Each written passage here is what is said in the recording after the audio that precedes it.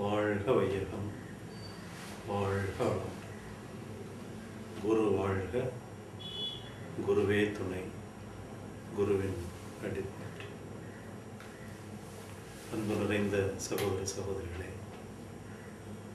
தாமிரபரணி ஆசிரம் என்ற ஒரு ஆசிரம் தமிழகத்தின் தென்பகுதியில், நெல்லை பகுதியில் இயங்கிக் கொண்டிருக்கிறது. ஸ்ரீ ஸ்ரீ வேதாத்ரி மகர்ஷியினுடைய தத்துவங்கள் அத்தனையும் மக்களுக்கு கொண்டு செல்லும் வகையாக இந்த ஆசிரம் செயல்பட்டு கொண்டிருக்கிறது.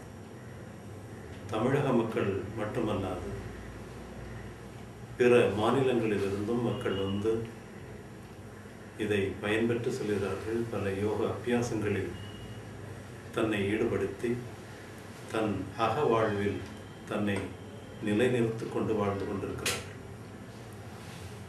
யோகத்தினுடைய, தியானத்தினுடைய உச்சகட்டமே தன் நிலை உணர்ந்து அந்நிலையில் வாழுகின்றதை, மனிதகுலம் அதை பெறுகின்ற பொழுது ஒவ்வொரு மனிதனும் பிறருக்காகவே வாழுகின்ற ஒரு தன்மை ஏற்படும். முற்காலத்தில் வாழ்ந்த ஞானிகள் யுனிவர்சல் பிரதர்ஹுட் வேண்டும் என்று கூறுவார்கள், பிரபஞ்ச சகோதரத்துவம் வேண்டும் என்று கூறுவார்கள். இந்த சகோதரத்துவத்தை, பிரபஞ்ச சகோதரத்துவத்தை அடிப்படையாக கொண்டே இது நடந்து கொண்டிருக்கிறது இந்த தாமிரபரணி ஆசிரமத்தில். மேலும் யோகம் செய்பவர்கள் உச்சி நிலை, துரிய நிலை, அதை சகசிராரம் என்று கூறுவார்கள், 1000 இதழ் தாமரை என்று கூறுவார்கள். அதை திறக்கப்படுகின்ற பொழுதுதான் தியானத்தின் உச்சத்தில் செல்ல முடியும். இந்த பிறவினுடைய உள்நோக்கமாக இருக்கக்கூடிய தன்னை அறிதல், இறைநிலை உணர்தல், அந்த சதாசிவ நிலையோடு எப்பொழுதுமே இணைந்திருக்கக்கூடிய தன்மை கைகூட வேண்டுமானால் அந்த துரியம் என்று சொல்லக்கூடிய சகசிரார தளம் திறக்க வேண்டும். அது திறப்பதற்கு குருமார்களின் அருளாலும் தன்னுடைய முயற்சியினாலும் சென்று கொண்டிருக்கிறார்கள்.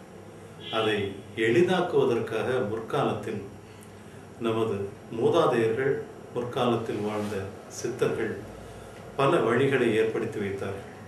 அந்த வழிகள் தான் இந்து சமய கோயில்களில், இந்த தமிழகத்தில் 5 கோவில்களில் பல சபைகளை ஏற்படுத்தி வைத்திருக்கிறார்கள்.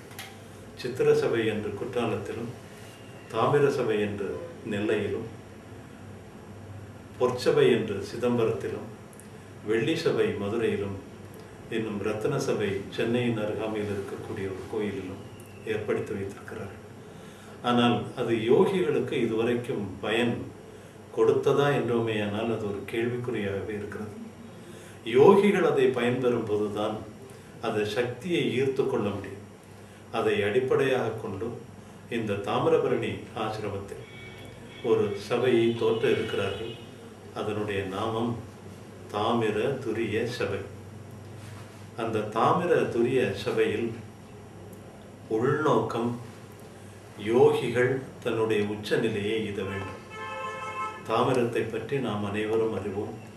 விஞ்ஞான உலகமும் அறியும், மெஞ்ஞான உலகமும் அறியும். இந்த தாமிரம் மண்ணிலும், காற்றிலும், நீரிலும் கலந்த ஒரு பகுதி பூமியில் இந்த நெல்லையம்பதி, குறிப்பாக பொதிகையிலிருந்து நெல்லையை தாண்டி கடல் பரப்பு வரைக்கும் இந்த தாமிரம் மண்ணோடு கலந்திருக்கிறது. இந்த தாமிரபரணிக்கும் பொதிகைக்கும், இங்கு இருக்கக்கூடிய வங்காள விரிகுடாவுக்கும் நேரடியான ஒரு தொடர்பு இருக்கிறது. பொதிகையில் தோன்றுகின்ற இந்த தாமிரபரணி ஆறு 120 கிலோமீட்டர் சுமார் இந்த பகுதியில் ஓடி மிகப்பெரிய ஒரு வளத்தை இந்த பகுதிக்கு கொடுத்து கொண்டிருக்கிறது. அந்த ஆற்றின் கரையில்தான் இந்த நெல்லையம்பதியும் அமைந்து, இந்த தாமிரபரணி ஆசிரமமும் அமைந்திருக்கிறது. பிரபஞ்ச சக்தியே ஒவ்வொரு யோகிக்கும் ஊடுருவி அவன் உள்ளிருக்கக்கூடிய இருப்பை உணர்த்தி காண்பிக்கிறது. அவனுடைய உருமாற்றத்தையும் மாற்ற எத்தனிக்க வைக்கிறது. உருமாற்றத்தை நிகழ்த்துவதற்கு பிரபஞ்ச சக்தியை ஒரு கிரியா சக்தியாக இருந்து ஒவ்வொரு மனிதனையும் ஊக்குவித்துக் கொண்டிருக்கிறது. இதை ஈர்ப்பதற்கு முற்காலத்தில் தாமிரத்தை பயன்படுத்தினார்கள்.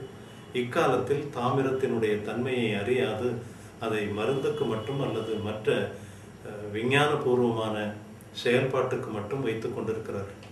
முற்காலத்தில் வாழ்ந்த ஞானிகள் அல்லது யோகிகள் இந்த தாமிரத்தினுடைய தன்மையை தன்னுடைய யோக முன்னேற்றத்திற்கு பயன்படுத்தினார்.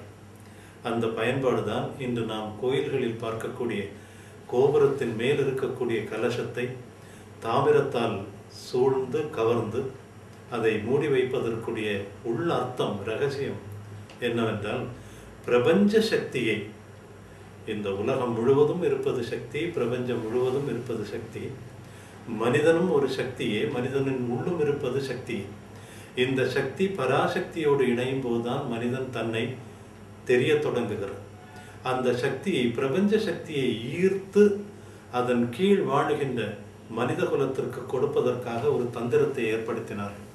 இங்கு தாமிர துரிய சபையில் ஒரு சபை அமைக்க இருக்கிறார்கள். அதனுடைய அமைப்பு மேற்கூரை பிரமிடு போன்று. அந்த மேற்கூரையை இந்த தாமிரத்தால் சூழ்ந்து வைத்து கொண்டு அந்த தாமிரத்தின் மூலமாக இந்த பிரபஞ்ச சக்தியை ஈர்ப்பதற்கான ஒரு வழியை ஏற்படுத்தி கொண்டிருக்கிறார்கள். அது உருவாகி பயன்பாட்டுக்கு வரும் பொழுது உலகம் முழுவதும் வாழுகின்ற, யோகம் செய்கின்ற ஒவ்வொரு நபரும் அதை பயன்பெற வேண்டும். அது மிகப்பெரிய ஒரு பயனுடையதாக இருக்கும். அந்த பயன்பாட்டுக்காக இந்த தாமிரபரணி ஆசிரமத்தில் இருக்கக்கூடிய அன்பர்கள் அனைவரும் இறை கட்டளையின் அடிப்படையில், குருவின் ஆணையின்படி அதை தோற்றுவித்துக் கொண்டிருக்கிறார்கள். மலரட்டும், மக்களுக்கு அது பயனுடையதாக அமையட்டும். வாழ்க வளமுடன், வாழ்க வளமுடன், வாழ்க.